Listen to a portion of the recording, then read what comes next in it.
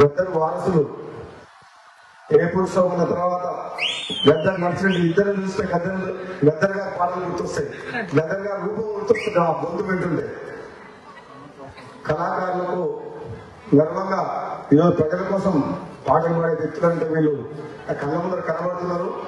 వాళ్ళతో పాటు మాజీ మంత్రి వర్యులు సోదరి పుష్పలీల గారు, వేదిక నుంచి పెద్దలందరూ, మీ అందరికీ కూడా నా హృదయపూర్వక నమస్కారాలు. కళాకారులందరికీ ఈ కార్యక్రమంలో పాల్గొంటున్న ఏపూరు శోభనతో పాల్గొన్న ఆయన అభిమానులు కళాకారులందరికీ కూడా పేరు నా హృదయపూర్వక నమస్కారం తెలియజేస్తూ, చాలా ఆలస్యమైంది. వేరే ప్రోగ్రామ్ దీని తర్వాత ప్రోగ్రామ్ కూడా చెప్తున్నారు 5 గంటల వరకు మీ టైం ఉంది, 6 గంటలు అయిందని చెప్పి మా ప్రోగ్రామ్ చేసుకోవాలి సార్ అని చెప్పి. నేను రాజకీయ ప్రసంగం చేస్తాను, ఇక్కడికి రాలేదు. కేవలం ఏపూరు శోభన ఈ పుస్తకం గురించి విడుదలకు రమ్మంటే నాకు ఏపూరు శోభన పాడే ప్రతి పాట చాలా ఒళ్ళు పులకరిస్తుంది. ఎటువంటి పాటలు పాడతానంటే ఒక చైతన్యం. ఆ పాట ఎందుకంటే నచ్చింది పాట ఏంటంటే ఎవరి పాట ఏంటో ఈ తెలంగాణ. అది ఇప్పటికి కూడా ఒక్కసారి గుండె మీద చేసుకుని ఆలోచిస్తే ఎవరి పాట అయిందిరా తెలంగాణ. తెలంగాణ కోసం ఆత్మ బలిదానం చేసిన అమరవీరుల ఆత్మ ఏడుస్తుండొచ్చు, బాధపడుతుండొచ్చు. ఎందుకంటే ఆనాడు ఈనాడు తెలంగాణ వచ్చిన తర్వాత కూడా అభివృద్ధి పేరు మీద అప్పుడు 1,00,000 కోట్లు అప్పులు చేసి మన అనే ఆంధ్ర కాంట్రాక్టర్ దోసుకుంటూ తెలంగాణని ఎవరిపోలేదు తెలంగాణ. తెలంగాణ వచ్చిన తర్వాత ఎవరు పెట్టారంటే నిజంగా తెలంగాణలో ఉన్న పేద ప్రజలకు న్యాయం జరగలేదు. అందుకనే ఆ పాట వింటే పెట్టుకున్నాం. ఆ పాట అంటే నాకు ఇష్టం. ఎవరి కోసం తెలంగాణ వచ్చింది, ఎవరి కోసం మనం ఉద్యమం చేసింది. ఆనాడు కళాకారులు లేదే ఈ తెలంగాణ కళ సాకారం అయిందా? ఈ తెలంగాణ ప్రజల్ని దేవుడిచ్చిన గొంతుతో వాళ్ళ పాటలతో పాటలాడి ప్రజల్ని చైతన్యవంతులు చేసి తెలంగాణ సాధనలో కీలక పాత్ర పూజించింది కళాకారులు కాదా? అటువంటి కళాకారులే మన కళ ముందు ఎప్పుడు సొమ్మే అడుగుతున్నాడు కలపాలి ఈ తెలంగాణ అని చెప్పి. నిజమైన ఉద్యమకాలు ఇప్పుడు తెలంగాణ ఉద్యమ ఫలితాలు తెలంగాణ వచ్చిన తర్వాత బాగుంటారా? లేదు, న్యాయం జరగలేదు. తెలంగాణకు ఉద్యమానికి సంబంధం లేదు, కాంగ్రెస్ పార్టీకి సంబంధం లేదు. ఆంధ్ర పాలన యువకాల చెట్టు నాకు ఏమి అడుగుతుందో తెలంగాణ ఉంది. నిజంగా ఏదైనా రాజగోపాల్ రెడ్డి అనే వ్యక్తి ఉన్నది మాట్లాడుతుంది. మీ అందరూ తెలుసు. ఏనాడు కూడా నేను భయపడలేదు. ఆనాడు కేసీఆర్ ప్రభుత్వం కూడా ప్రశ్నించే గొంతు లేకుండా ప్రజాస్వామ్యాన్ని ఇప్పుడు చేసే విధంగా ప్రతిపక్షం లేకుండా చేస్తే 2018లో ఒక శాసనసభ్యులుగా నేను రాజీనామా చేస్తే నన్ను ఓడగొట్టాలంటే మొత్తం ప్రభుత్వం 100 మంది ఎమ్మెల్యేలు ముందుకు వచ్చింది. అది ఎప్పుడు ప్రజల పక్షాన మీరెంత పాడుతుంటారో, ఎప్పుడెప్పుడైతే పేదలకు అన్యాయం జరుగుతుందో, దోపిడీ జరుగుతుందో, ప్రజల పక్షాన ప్రజాస్వామ్యం రక్షించేందుకు మీ వెంట రాజన్న ఉన్నది. నేను ఈరోజు మాటిస్తున్నా, ఈ కళాకారుల కార్యక్రమంలో సుమన కార్యక్రమంలో తెలంగాణ కోసం పాటుపడిన కళాకారుల మీ అందరికి మాటిస్తున్నా, రాజన్న మీ వెంట ఉంటాడు.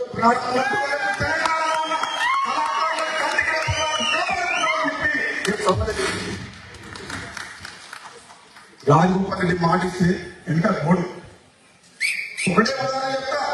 2018లో ఢిల్లీకి పోయినా మా ఎమ్మెల్యే చిరుమర్తి లింగయ్య ఇబ్బంది టికెట్ ఇస్తాను. నేను హైకమాండ్కి డైరెక్ట్ చెప్పిన, చిరుమర్తి లింగయ్య టికెట్ చెప్పకపోతే నాకు కూడా వద్దు, ముందు నుంచి పొడిగేయాలని చెప్పిన. అంటే ఒక దళితుని కోసం తన తిరిగి ఇస్తారా ఈయన్ని ఆయనకి ఇస్తే నాకు ఏం లేకపోతే నాకు వద్దు అని చెప్పిన. శోభన చెప్తున్నా, శోభన చేతులతో ఎంతో మందికి అన్నం పెట్టిన, ఎంతో కుటుంబాన్ని పెట్టిన, ఎన్నో ప్రాణాలు కాపాడిన, ఎంతో మంది ఉద్యోగాలు ఇప్పించిన, ఎంతో మందిని చదివించిన, ఎంతో మంది పెళ్లి చేసిన, ఆఖరికి ఎంతో మంది నాయకులను కూడా తయారు చేసింది. కానీ చేతులు మంచిగా కావాలేమో ఎవరిని చేసినా నిజంగా చెప్తున్నా, నీ చేతితో మాట్లాడుతుంది కానీ నాకు మాత్రం జరుగుతుంది. అంటే నాకేమని అనగలను. నేను వాళ్ళ సహాయం చేసినందుకు ఎత్తి నేర్చుకొని బరువు బాధ నేర్చుకొని బహుజన పక్షాన బహుజన నాయకత్వాన్ని కాపాడుతున్నందుకు వాళ్ళని ప్రోత్సహించి అన్ని రకాల అన్నదాలను గెలిపించినందుకు కృతజ్ఞత ఉంటే చాలు అని అంటున్నా. నాకేం అవసరం లేదు అంటున్నా. మన పెళ్లి చేయాల్సిన అవసరం లేదు. నీ ఎప్పుడు కూడా దేవుణ్ణి ఇట్లా ఉన్నా నా చెయ్యిస్తున్నారని కోరుకోలేదు. నీ ఎప్పుడు కోరుకున్నా దేవుని మొక్కునే నా చెయ్యిస్తున్నారని కోరుకుంటున్నా. ఇవి అనుకునే చేతులు కావు, అన్నం పెట్టే చేతులు, కాపాడే చేతులు, కన్నీళ్ళు కూర్చొని చేతులు కానీ అనుకునే చేతులు కావాలి. అందుకనే చెప్తున్నా ఈరోజు సోమన బయలుస్తుంటే నాకు కూడా బాధ అనిపించింది.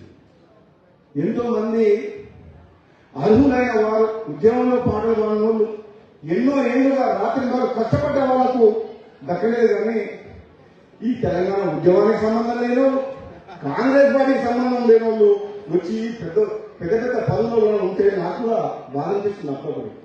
కానీ ఒక రాజకీయ పార్టీలో ఉన్నా కాబట్టి నేను ఎక్కువ మాట్లాడలేకపోతున్నాను. నేను మాట్లాడడం స్టార్ట్ చేస్తే ఎప్పుడో మీకు తెలుసుగా, నేను మాట్లాడడం స్టార్ట్ చేస్తే నేను ఎప్పుడు ఏది మొదలు పెట్టను. ఒక్కసారి స్టార్ట్ చేస్తే మన వెంట చూడదు. కేసీఆర్ గట్ట నింపుతాం, కేసీఆర్ కుటుంబాన్ని జైలు పంపిస్తామని చెప్పింది కానీ అది మొట్టమొదటిసారి అసెంబ్లీలో గట్టిగా మాట్లాడి ఈ కాళేశ్వరం ప్రాజెక్ట్ వద్దు అని చెప్పిందా లేదా? ఈ బెల్ట్ షాప్లో తాగుడేందని అడిగిందా లేదా? ఈ లక్షల కోట్ల అప్పుడేందని అడిగిందా లేదా? నువ్వేమన్నా నీ అంతవా? ఈ తెలంగాణ అంటే నీ రాజ్యం అనుకుంటున్నావా? నువ్వు రాజు అనుకుంటున్నావా? నీ తర్వాత నువ్వు కొడుకులు అనుకుంటున్నావు? ఇది తెలంగాణ ప్రజలందరూ కోరుకుంటే 60 ఏళ్ల ఉద్యమంలో చేస్తే ఇంతమంది ప్రాణాలను ఇస్తే మాట్లాడుతున్న పార్లమెంట్ కొట్లాడితే కాంగ్రెస్ పార్టీ సోనియా గాంధీ తెలంగాణ ఇచ్చింది. అంతేగాని నువ్వు రాజు, నీ తర్వాత నీ కొడుకు యువరాజు అని చెప్పి మాట్లాడితే నేను తట్టుకోలేదు, ఒప్పుకోలేదు. అందుకనే నేను పోరాటం చేసిన. నా ముందు దెబ్బకే పోయి ఫార్మా పావులు అనుకుంటు కాదా? అది గెలుప 100 మంది వస్తే పోలీసులను పెట్టుకొని దొంగతనంగా గెలిచి ధైర్యం వచ్చేటోడే కదా గెలుస్తుంది. అంతమంది అవసరమా? ఒక ఎమ్మెల్యే ఓడతాను 100 మంది అవసరమా? నేను చెప్తున్నా సోమన్న, నీ వెంట నేనుంటా, నీ వెంట నేనుంటా. నేను అన్ని పదవులు చూసిన, ఎమ్మెల్యే అయినా, ఎంపీ అయినా, ఎమ్మెల్సీ అయినా. నాకు మీలాంటి వాళ్ళని కాపాడాలి, మీలాంటి నాయకత్వాన్ని ప్రోత్సహించాలి, మీలాంటి కళాకారులు కూడా చట్టసభలో అడుగు పెట్టాలి, ప్రజల పక్షాన పోరాటం చేయాలి, పేద ప్రజలకు అండగా ఉండాలి. అదే కదా మనం సామాజిక తెలంగాణ కోరుకుంది. మన తెలంగాణ ఉద్యమం నడిచిందే తెలంగాణ ప్రజల యొక్క ఆత్మ గౌరవం కోసం, ఆత్మ కోసం, డబ్బుల కోసం, పనుల కోసం కాదు, ఆత్మ గౌరవ నినాదాల కోసం తెలంగాణ. మీరు ఎవరు కాలు ముట్టాల్సిన అవసరం లేదు, ఎవరికి ఒంగొంగి దండాలు పెట్టాల్సిన అవసరం లేదు, గులాంగిరి చేయాల్సిన అవసరం లేదు. మీ హక్కు. మీరు కళాకారులుగా చట్టసభలో అడుగుపెట్టాల్సిన అవసరం ఉంది, తప్పకుండా రావాలి. నేను చెప్తున్నా, రాబోయే రోజుల్లో ఏదో ఒక నియోజకవర్గం నుంచి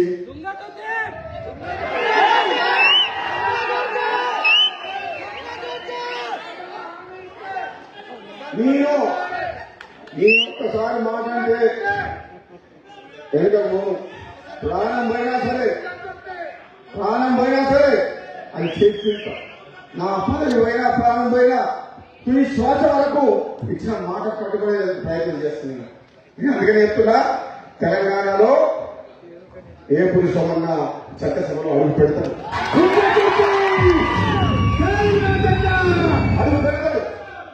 అడుగు పెట్టాల్సిన అవసరం ఉంది.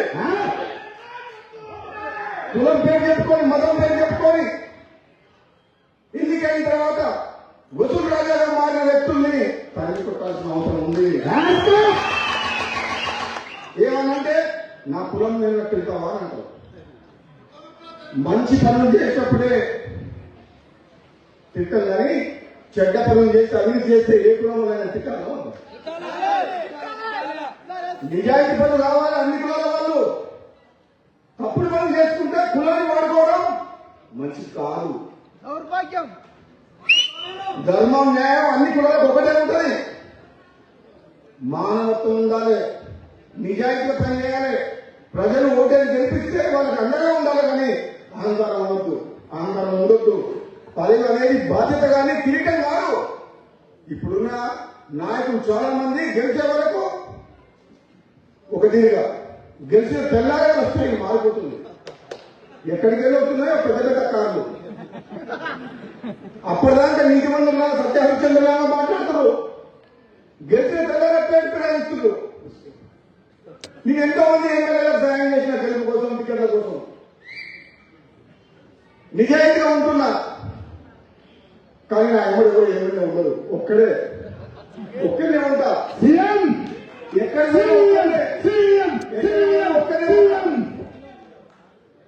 ఈ అవినీతి ఎమ్మెల్యేలని, ఈ డిపాజిట్ రాని ఎమ్మెల్యేలని నిలబెట్టుకుని పోవాల్సిన నాకు అవసరం లేదు. ఎందుకంటే నా వెంట ప్రజలు ఉన్నారు. ఈ మాటిపోయిన ఎమ్మెల్యే నాకు అవసరం లేదు. రాజగోపాల్ రెడ్డి కూడా ఎమ్మెల్యే ఉన్నారు, తెలంగాణ ఉండరు. అధికారం చూస్తే అదురుతుంటారు. అవునా కాదు, నిజమా కాదా? గెలిచిన తర్వాత అంతే. సోమన్ అందుకని ఏమంటున్నా, నా చేతులు ఇతరులకు మంచిగా, నాకు మంచి కాదు. నేను నిజంగా చెప్తున్నా, ఎంతమందికి సాయం చేస్తున్నా నాకయ్యదు. ఎమ్మెల్యేలుగా, ఎంపీలుగా పోటీ చేసేవాళ్ళకు టికెట్ కానీ కోట్ల రూపాయలు ఇచ్చిన నామినేషన్ చేసే రూపాయలు పంపిస్తే నా పైసలతో నామినేషన్ చేస్తే గెలిచిన వాళ్ళు ఉన్నారు, ఎమ్మెల్యేలు ఎంపీలు ఉన్నారు. కానీ తీరా ఉన్న పిలిస్తే వస్తారా అంటే ఎవరు లేదు. అధికారం ఎక్కడ ఉందో అక్కడికి పోతుందో ఉంది. ఇది ఇప్పుడున్న ప్రస్తుత పరిస్థితి రాజకీయం. అవునా కదా? అందుకనే ప్రజల చైతన్యం రావాలి, రాజకీయాలు మార్పు దిశగా అడుగులు వేయాలంటే రాజగోపాల్ రెడ్డి ఎమ్మడి సోమన్ అటువంటి నడవాలి. రాష్ట్ర రాజకీయాలను మార్చే శక్తి, శాసించే శక్తి కూడా మాకుంది. మాకున్న బలం ఏంటంటే ఈ గుండెల్లో నిజాయితీ ఉంది. ఎంతమంది వస్తారో రాండి, ఎంతమంది ఎన్ని పైసలు తీసుకున్నాము, ఎన్ని సంతులు తీసుకుని వస్తారో రాండి. రాబోయే రోజుల్లో ఉద్యమంలో ఉన్నోళ్ళు, నిజాయితీ పనులు, యువకులు శాసనసభలో అడుగు పెట్టదు. తెలంగాణ రాజకీయాలు కూడా తమిళనాడు మాదిరిగా మార్చేస్తారు. అధికారాన్ని అడ్డం పెట్టుకోని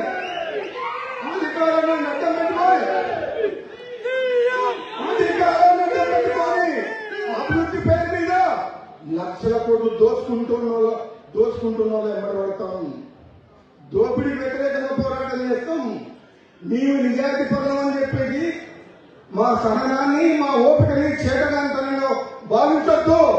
అవసరం వచ్చినప్పుడు విద్యార్థుల కోసం, నిరుద్యోగుల కోసం, యువకుల కోసం, రైతుల కోసం, పేదల కోసం, మా అక్క చెల్లెల కోసం అవినీతికి వ్యతిరేకంగా పోరాటం చేసి యుద్ధం చేస్తాం. భయపడేది లేదు. నేను చూస్తున్నాను దగ్గర రాజకీయాలు. నేను పార్లమెంట్ సభ్యునిగా, ఎమ్మెల్యేగా 20 ఏళ్ళకి రాజకీయాలు చూస్తున్నా. నాకు అర్థమైంది ఏంటంటే నేను ఒక్కరిని నిజాయితీగా ఉంటే సరిపోదు. నేను ఒక్కరి నిజాయితీగా ఉంటే ఈ పేదలకు న్యాయం జరగదు. నేను అవినీతి వ్యతిరేకంగా, దుర్మార్గులకు వ్యతిరేకంగా పోరాటం చేసినప్పుడే ఈ పేదలకు న్యాయం జరుగుతుంది. ఇన్నేళ్ళు సమయంతో ఉన్నా, ఇప్పుడు ఇక పోరాటం చేయాల్సిన సమయం దగ్గరికి వచ్చింది. నువ్వు గజ్జ కట్టు, నేను రుమాలు కట్ట. నువ్వు గజ్జ కట్టు, రుమాలు కట్టు. ప్రజలుగా పోదాం. నిజంగా తెలంగాణ వచ్చి పేదల బతుకులు మానేయా. ఉన్నోడేమో 100 రెట్లు 1000 రెట్లు పెరిగిపోయింది, లేనివాడేమో కొంప వస్తుంది. వారికి 5 లక్షలు ఇస్తానుకో, 500 రూల్స్ పెట్టింది. 5 లక్షల రూపాయలు ఇంటికి ఎన్ని రూల్స్ ఎంత ఇస్తున్నారు? వాడేమో లక్షల కోట్లు దోసుకుంటారు. పైన ఉన్నోడేమో లక్షల కోట్లు దోసుకుంటారు. 5 లక్షలు ఇస్తానుకేమో 500 రూల్స్ పెట్టింది. ఇది రాక సగం ఇల్లు రాగానే బిల్లు రాలేదంటారు. పాత ఆటో ఉన్నా, ఎందుకంటే ట్రాక్టర్ ఉన్నా నీకు బిల్లు ఏమంటారు. అది ట్రాక్టర్ నడిచేది లేదు, జీపు నడిచేది లేదు. అది ఎప్పుడు ఫైనాన్స్ ఉంటారు. అది ఎప్పుడు ఆయన పేరు మీద ఉన్నాక నీకు ఇల్లు క్యాన్సర్ అంట. ఇదెక్కడనే ఇట్లా చెప్పుకుంటూ పోతే రాజగోపాల్ రెడ్డి ఇప్పుడు అధికార పక్షంలో ఉండాలి, ప్రతిపక్షంలో ఉండాలని చెప్పి అడుగుతూ వచ్చింది. నీ అనేది ఒక పక్షంలో ఉందా? మీరెప్పుడు ప్రజాపక్షంలో ఉందా? మీరెప్పుడు ప్రజల పక్షాన ఉండాలని కోరుకుంటున్నాను. నాకేదో పదవిస్తున్నట్టేనో, నాకు పదవిస్తే ఒకటిగా ఇంకోటి రాజపెట్టి ఒకటి ఉందా? ఉన్నది ఉన్నట్టు మాట్లాడతా. రేవంత్ రెడ్డి ప్రభుత్వం మంచి పనులు చేస్తే మంచిగా చేసిందంట, తప్పు చేస్తే తప్పు చేసిందంట.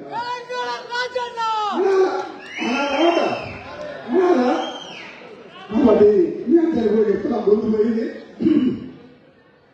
ఏది ఏమైనా సోమన్నకు న్యాయం జరుగుతుంది.